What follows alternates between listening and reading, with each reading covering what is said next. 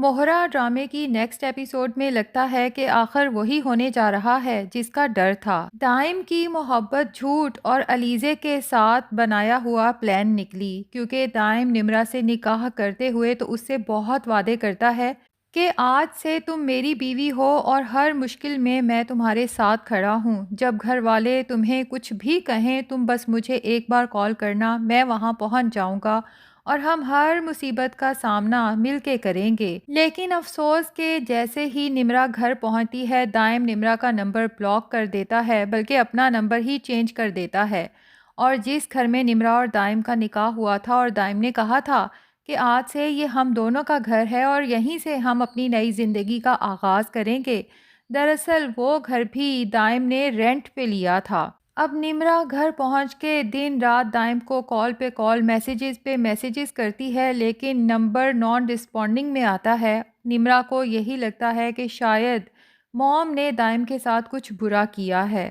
کیونکہ نمرا کو تو دائم کی محبت پہ آنکھیں بند کر کے یقین ہے، وہ تو سوچ بھی نہیں سکتی کہ دائم بھی مجھے کبھی دھوکہ دے سکتا ہے۔ ادھر ارمین بیگم نمرا اور ریحان کے نکاح کی تیاریاں زور و شور سے کرتی ہیں اور آخر کار نکاح کا دن بھی قریب آن پہنچتا ہے۔ نمرا بہت پریشان ہوتی ہے کہ بھلا وہ نکاح پر نکاح کیسے کر سکتی ہے۔ نمرا سوچتی ہے کہ مجھے مزید وقت ضائع کیے بنا دائم کے گھر جانا چاہیے تاکہ اسے اپنے ساتھ لا کے گھر والوں کو حقیقت سے آگاہ کر سکوں۔ لیکن جب نمرا وہاں پہنچتی ہے تو پتہ چلتا ہے کہ دائم کو تو 2-3 دن ہو گئے شہر سے باہر گئے ہوئے۔ نمرا کو تو کچھ سمجھ نہیں آتا کہ کیا کرے۔ اگر اپنے گھر والوں کو بتا بھی دے کہ وہ دائم سے نکاح کر چکی ہے تو ثبوت کہاں سے لائے، کیونکہ نکاح نامہ تو دائم کے پاس ہے۔ یوں ہی آخر کار نکاح کے دن قریب آ جاتے ہیں۔ پہلے مہندی رکھی جاتی ہے جس پہ نمرا سوچتی ہے کہ آج کسی طرح سے یہ دن گزر جائے،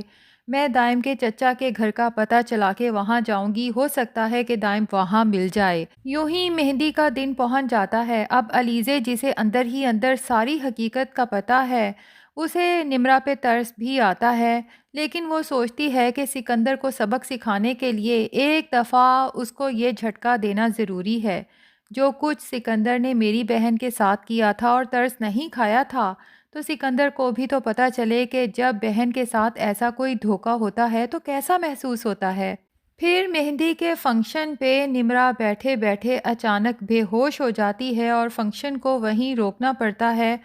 اب ریحان کی ماں تو پریشان ہو جاتی ہیں کہ بھئی سارے مہمان بھی جمع ہیں اور شاید نکاح بھی آج کے دن ہی ہونا تھا،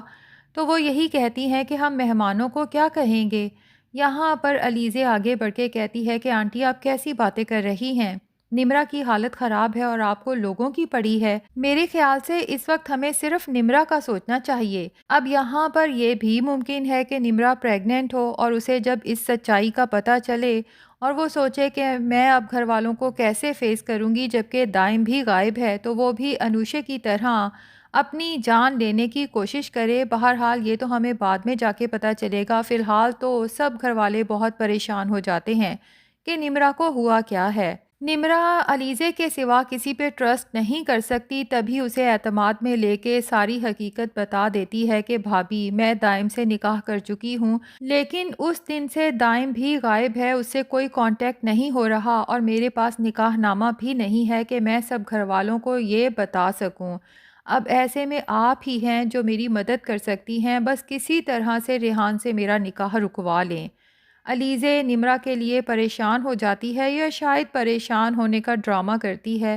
بہرحال حمزہ سے جا کے کہتی ہے کہ حمزہ، نمرا یہ نکاح نہیں کرنا چاہتی، جس پہ حمزہ کہتا ہے کہ علیزے آن دا 11th hour اس نکاح کو رکوانا بہت مشکل ہے، نمرا کیا چاہتی ہے کیا نہیں چاہتی اسے یہ بہت پہلے بتانا چاہیے تھا۔ جس پہ علیزے حمزہ سے کہتی ہے کہ نمرا نے تو بہت بار منع کیا، لیکن آنٹی نے نمرا کو یہ شادی کرنے کے لیے فورس کیا ہے، تو حمزہ کو اپنی ماں پہ غصہ آتا ہے کہ اگر نمرا اس رشتے کے لیے راضی نہیں تھی تو موم کو نمرا کو کبھی بھی فورس نہیں کرنا چاہیے تھا۔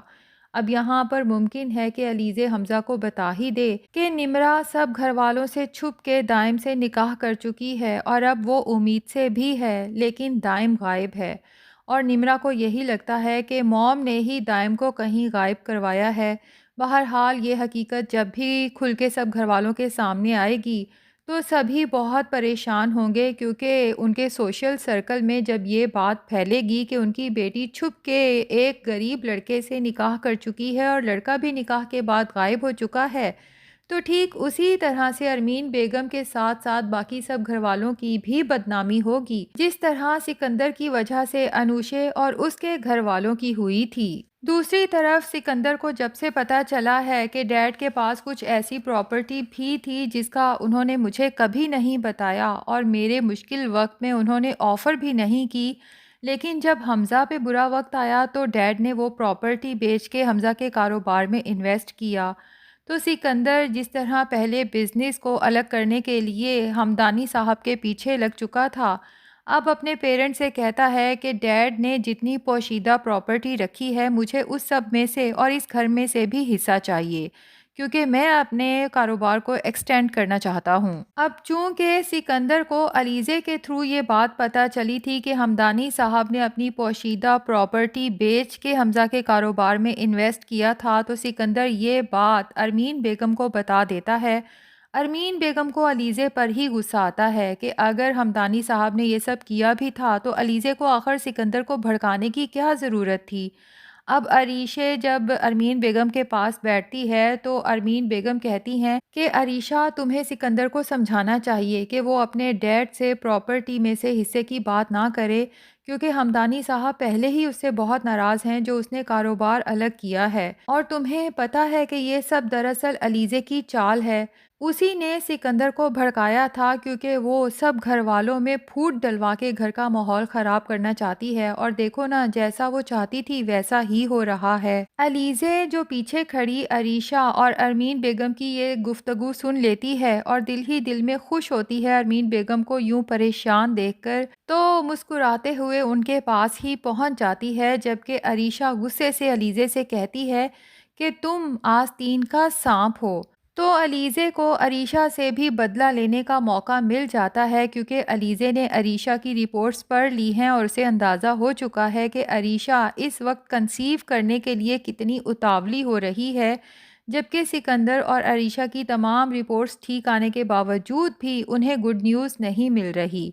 تبھی علیزے عریشہ کے زخموں پہ نمک چھڑکتے ہوئے کہتی ہے کہ تم یہ سب کہہ سکتی ہو، تمہاری کہی کوئی بھی بات یقین کرو کہ مجھے کبھی بری نہیں لگے گی۔ پتہ ہے کیوں؟ کیونکہ جو لوگ تکلیف میں ہوتے ہیں نا اور پھر کڑوی کسیلی باتیں کرتے ہیں تو مجھے ان کی باتیں بری نہیں لگتی، کیونکہ مجھے پتہ ہے کہ وہ پہلے ہی تکلیف سے تڑپ رہے ہیں۔